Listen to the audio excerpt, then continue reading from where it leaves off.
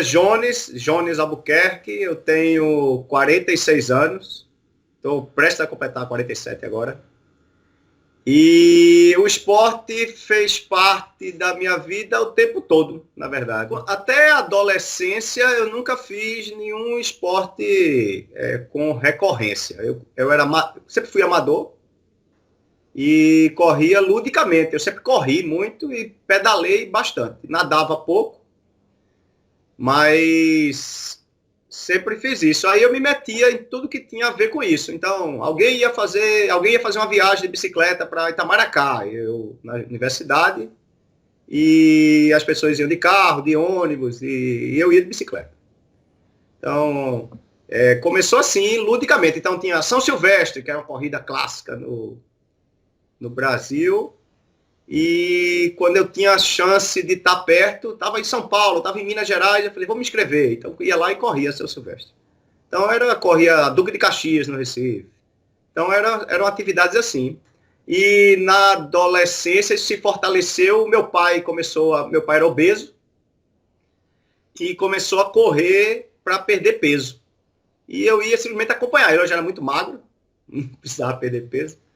Mas eu ia simplesmente pelo fato de acompanhar. Ele parou de correr e eu continuei correndo com alguma frequência, 2 a 3 vezes na semana, mas sem nenhuma obrigação e sem nenhuma métrica. Eu simplesmente saía para correr. Então, toda vez que a vida estava um pouco apertada, eu pegava o sapato, calçava e ia dar uma corrida.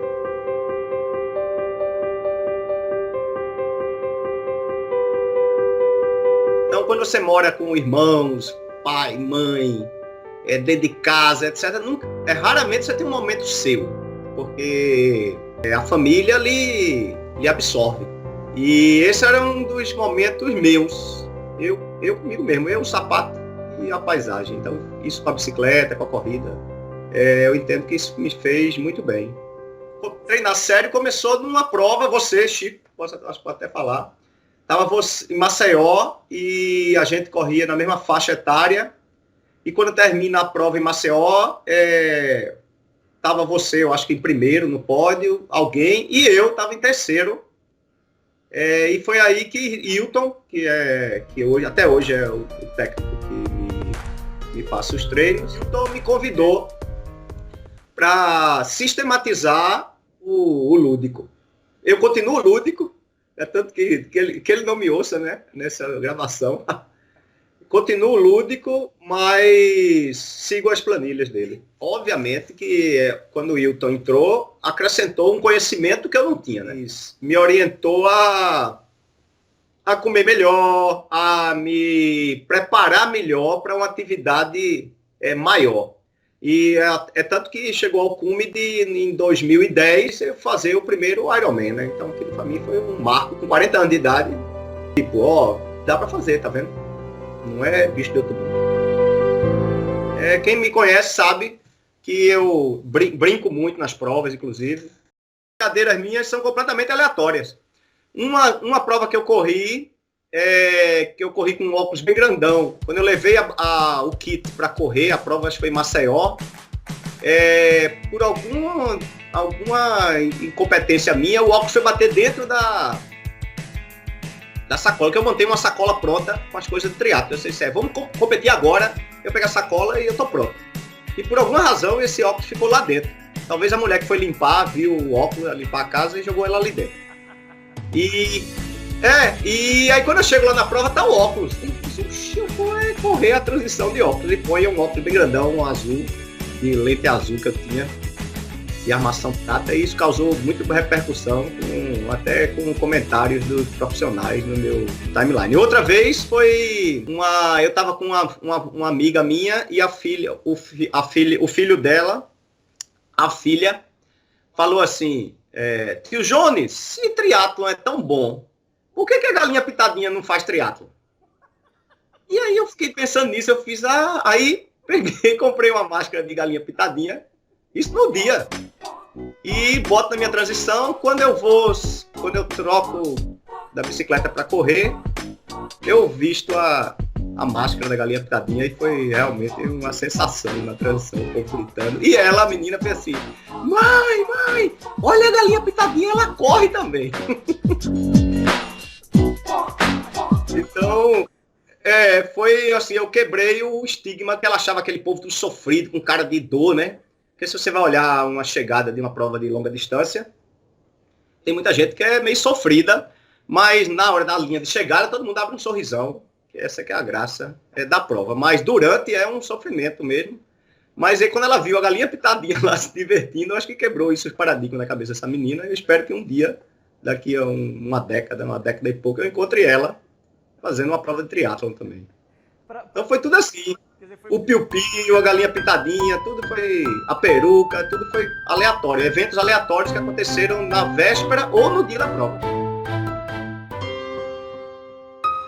A gente é bombardeado diariamente com muita informação, muita demanda. As pessoas querem sua atenção para tudo. E esse é um momento de você organizar os pensamentos. Do ponto de vista científico, é a hora de se questionar e se questionar se aquilo que você está se propondo a estudar, ou a buscar, ou a responder, se aquilo está no seu âmago, né? Então, se está na sua essência. Então, eu acho que praticar essas horas de esporte faz com que a gente continue tendo momentos de introspecção que são valiosíssimos para a estrutura central do indivíduo, eu acho. Eu acho que é a minha terapia. É a meditação, tudo tá ali na prova. Então as pessoas dizem assim, você passou 10 horas pedalando. Para quem está fazendo, não são 10 horas. As 10 horas de pedal viram 1 hora e pouco. É o que você se lembra. O resto você está quase como um transe. Eu brinco que é um ópio. É um ópio, por isso que vicia, muda a vida completamente, inclusive a vida emocional, afetiva, de todo aspecto. Então eu considero que é um ópio, só que é um ópio que faz bem para o corpo, isso é um fato. O triatlo em particular exige muito da gente, porque são 3 modalidades. Tem muita gente que diz assim, quem faz triatlo é porque não faz nenhum dos 3 direito, né? Inventa de fazer triatlo. Se fizesse um bem feito, para que fazer 3, né? Que eu falo.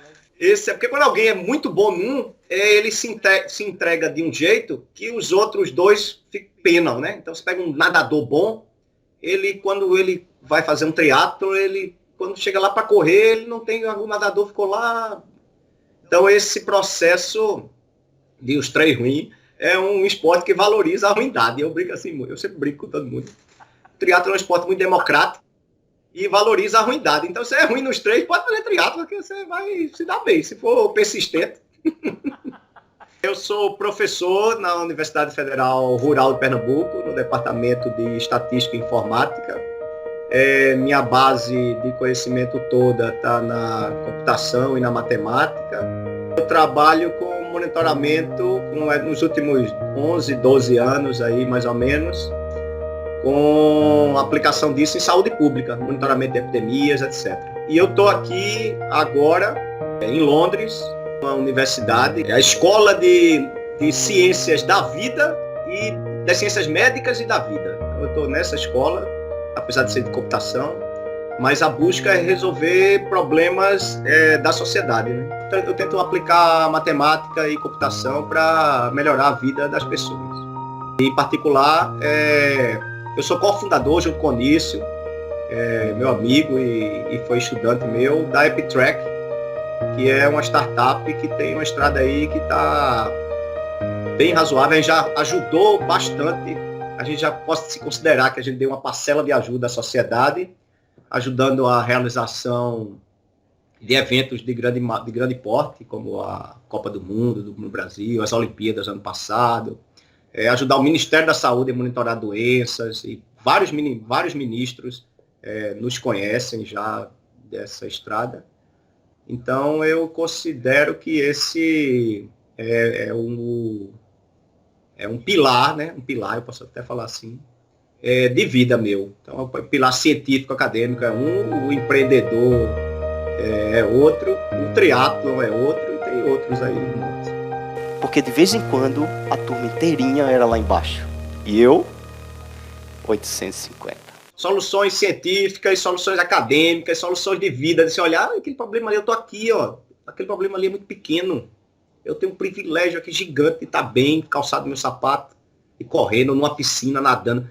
E colocando as dimensões do Brasil, quando eu entro numa piscina para nadar...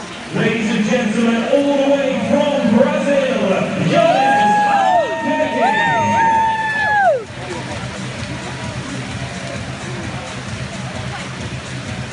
Eu me considero um extremo privilegiado. No Brasil, isso é um privilégio extremo. Eu estar ali numa água muito bem tratada, às vezes nem tanto, né?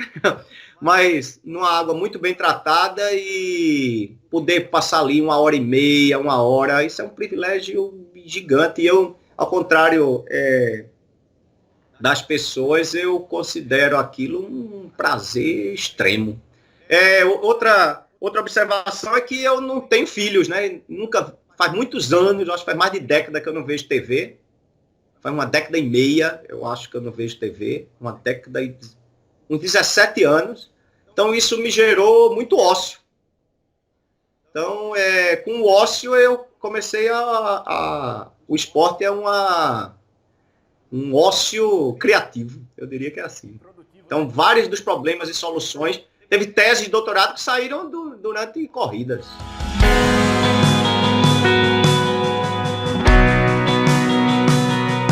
Antes de ser racional e social, né, antes da gente estar aqui, a gente é biológico. A vida biológica precisa de atividade. Ela precisa de dinâmica. E a vida biológica nossa, ultimamente, né, nas últimas 3 décadas, aí falando como sociedade em geral, a gente está muito inerte, muito parado. E o que eu observo é que as pessoas que mantêm alguma atividade molecular mais intensa, a gente pode chamar disso até de exercício, enxerga a vida com mais simpatia.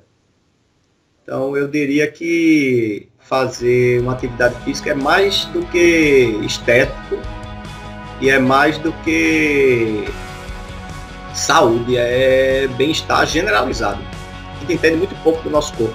E eu acho que a atividade física faz a gente compreender ele, o nosso próprio corpo. Eu acho que esse é o grande recado que eu diria. Se você não está se exercitando, você está deixando de conhecer o seu corpo. E isso, para a sua vida, é uma temeridade completa. Exatamente. Os eventos da saúde são os únicos que a gente não controla. Os intervalos de tempo da nossa vida, a gente não controla. A gente pode gerenciar o intervalo entre eles.